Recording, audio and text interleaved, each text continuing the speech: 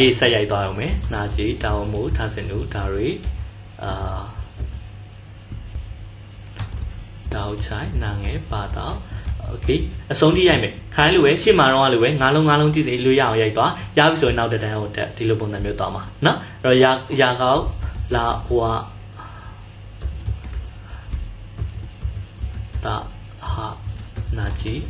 ပြီးတော့အားထိပြီးသွားရင်နောက်က web ကြတွေလာလိမ့်မယ် web ကြတွေလည်းအတူတူပဲပုံမှန်တိုင်းအပေါ်ကိုကြည့်ရပြီးအပေါ်ကိုကြည့်ပြီးတော့ဆက်ရိုက်သွားအောင်မယ်နော်မတဝေထိုးဆိုရင် A ပါတော့ဆိုရင်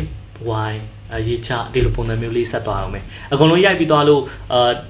ရှေ့ကနေပြန်သွားခြင်းနဲ့ဆိုရင် ESC key လေးကိုပြန်နှိပ်လို့ရတယ်ဒါတွေအကုန်လုံးရိုက်ပြီးသွားရင်နောက်ဆုံးအဆုံးထိရောက်သွားပြီဘယ်နောက်ဆုံးအဆုံးကြရင်ဘယ်ပြန်ရောက်သွားမလဲဆိုရင်ကာကြီးကိုပြန်ရောက်သွားလိမ့်မယ်ကာကြီးကိုပြန်ရောက်သွားတယ်ဆိုရင်တော့ကျွန်တော်ဒီမှာရိုက်တဲ့သင်ခန်းစာလေးကအလုံးကုန်သွားပြီဒါဆိုရင်သင်ခန်းစာလေးအလိုရိုက်ဖို့အတွက်ဒီအပေါ်ကအဟာကိုလုံးဝမကြည့်ဘဲနဲ့တိုးမို့တစ်ခုခုအုပ်ပြီးတော့ကာကြီးကနေ